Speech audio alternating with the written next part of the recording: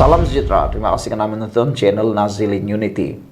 Hari ini kita digemparkan dengan pengakuan dua orang ahli parlimen daripada Bersatu. Selepas mereka sah menyokong Anwar Ibrahim dan tebas segan silu menyatakan mereka menyokong Anwar Ibrahim walaupun apa yang berlaku, dan mereka sanggup berdepan dengan kepimpinan Bersatu walaupun pindaan pelembagaan Bersatu yang kononnya tak lama lagi akan dipindah, tapi belum tentu lagi diluluskan oleh ROS. Jadi bagi mereka yang mungkin dah terhege-hege, dah suka-suka terlompat-lompat gembira kononnya pelembagaan Parti Bersatu akan dipindah, jangan terus terlompat gembira. Karena belum tentu pelembagaan Anda itu atau penyokong itu ataupun pelembagaan itu akan diluluskan oleh ROS. Karena ROS juga mempunyai cara untuk meluluskan, ada kriteria dia. Tapi hari ini kita digembarkan dengan pengakuan dua ahli parlimen Bersatu. Ahli parlimen Bukit Gantang dan ahli parlimen Gua Musang sedia kosongkan kerusi. Wah, berani juga lah kan dua ahli parlimen ini untuk sedia mengosongkan kerusi.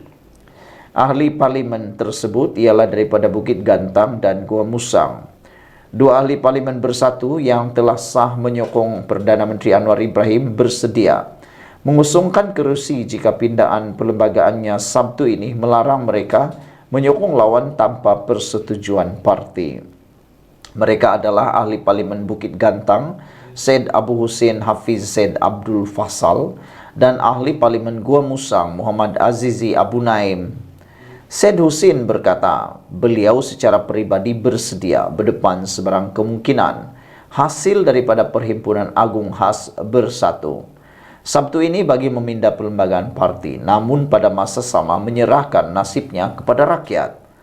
Sokongan kepada Anwar dimuktamadkan selepas setahun kami berada di pembangkang, tetapi tiada perkara boleh memanfaatkan rakyat di kawasan kami. Daripada kami tarik balik sokongan kepada Anwar dan kembali menyokong pihak asal Bersatu yang tak boleh buat apa-apa, kami rela rakyat buat keputusan, kata beliau lagi.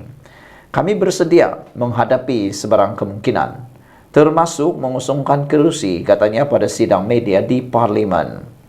Azizi pula berkata beliau bersedia menyerahkan mandat kepada rakyat jika perlembagaan Bersatu yang akan dipindah memaksa beliau berbuat demikian. Kenyataan menyokong Perdana Menteri ke-10 Anwar Ibrahim adalah dari hati saya, dan saya bersedia menghadapi sebarang kemungkinan termasuk mengosongkan kerusi, katanya. Pada 29 Januari, Setiausaha Agung Bersatu Hamzah Zainuddin berkata, parti itu akan memindah perkara 10 dalam perlembagaan parti bagi menghalang insiden wakil rakyatnya menyokong lawan, selain sedia berdepan PRK jika berlaku pengosongan kerusi. Selain Syed Hussein dan Azizi, ahli parlimen Bersatu yang lain menyokong Anwar terdiri Zulkapari Hanapi, Tanjung Karang, Zahari Kecik, Jeli, Iskandar Zulkarnain Abdul Khalid Kuala Kangsar, dan Suhaili Abdurrahman Labuan. Sementara itu, Syed Hussein menafikan beliau dan 5 lagi menyokong Anwar berbuat demikian kerana ada tawaran imbuhan, termasuk jawatan pengerusi Task Force Kluster Makanan Majlis Tindakan Sara Hidup Negara NAKOL. Jawatan itu tidak bergaji. Saya hendak tegaskan kami sokong Perdana Menteri Anwar tanpa ada unsur pujukan rayuan dan habuan seperti cuba ditimbulkan dalam sesi semalam, katanya merujuk perbahasan ahli parlimen Tasik Gelugur Wan Saiful Wan Jan. Sekian dulu untuk kali ini. Jangan lupa tinggalkan komen Anda, tekan butang subscribe. Kita jumpa lagi. Bye-bye. Salam sejahtera. Terima kasih kerana menonton channel Nazilin Unity.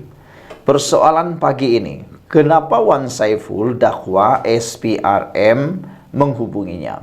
Ini jawapan kepada mungkin persoalan tersebut. Sila share video ini supaya semua orang tahu kenapa Wan Saiful dakwa SPRM menghubunginya.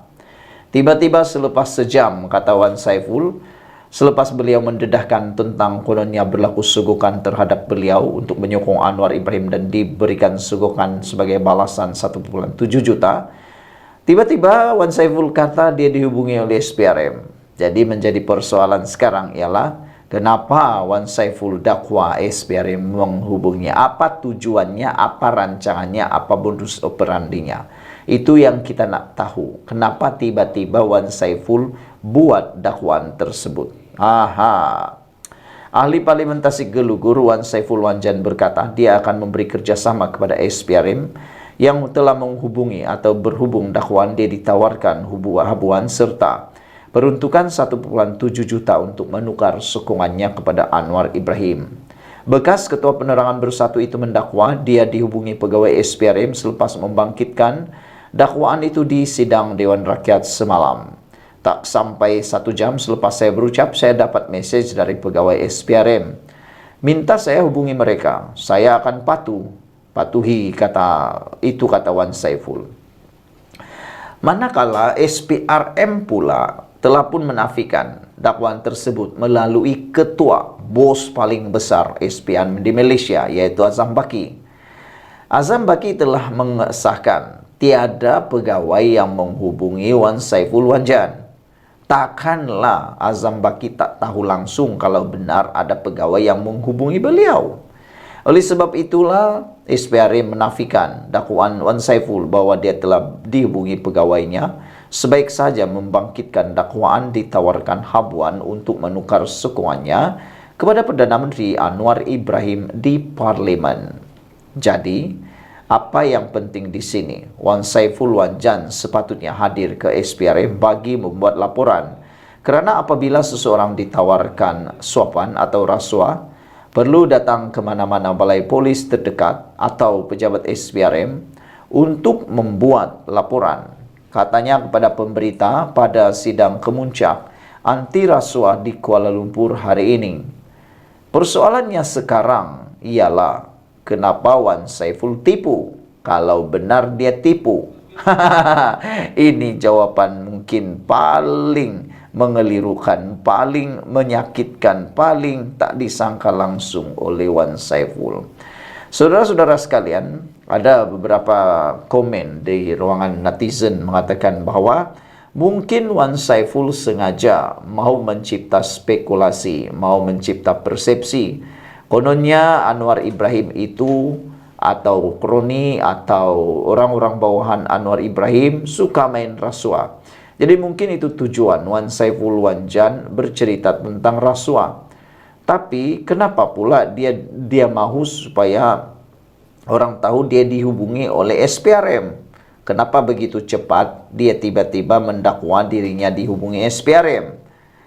Mungkin itu salah satu cara juga untuk membiarkan persepsi, sangkaan para penyokong Perikatan Nasional maupun para penyokong kerajaan supaya menganggap SPRM ini seakan-akan digunapakai oleh Anwar Ibrahim.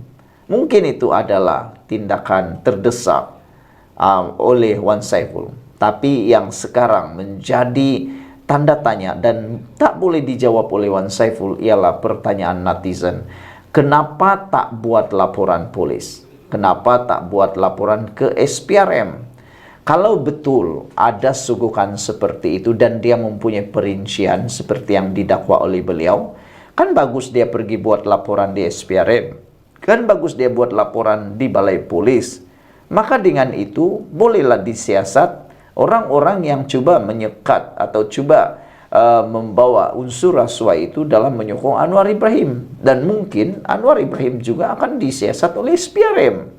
Jadi kenapa Wan Saiful tak gunakan cara itu untuk mahu memburuk-burukkan Anwar Ibrahim atau mahu memburukkan kerajaan ini? Pergilah lapor SPRM, kan itu lebih senang, lebih mudah. Tapi dia guna juga kekebalan Parlimen untuk beliau dilindungi. Karena di Parlimen apapun yang Anda cakap, Anda tidak boleh didakwa di mahkamah. Tapi akhirnya Wan Saiful diarah oleh Speaker Dewan untuk berhenti dan menarik balik dakwaan tersebut. Apa yang Wan Saiful buat? Dia tarik. Sekian dulu untuk kali ini. Jangan lupa tinggalkan komen Anda. Share video ini. Kita jumpa lagi. Bye-bye.